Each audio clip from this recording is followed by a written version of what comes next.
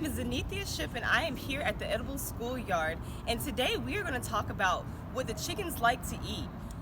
So whenever we are weeding or thinning out, sometimes we give the weeds to the chickens because they really like it. See?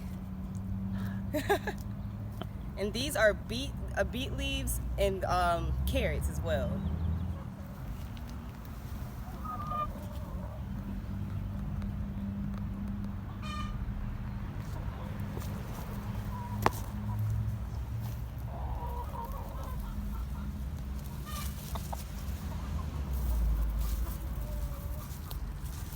So right now we are in the wetland area right next to the chicken coop. The chickens often love to come over here and just pick and eat all the greenery around.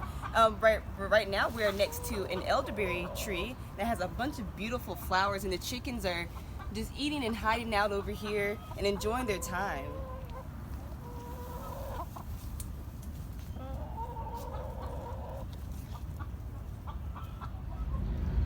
So we are in the area where the chickens lay their eggs and sleep at night.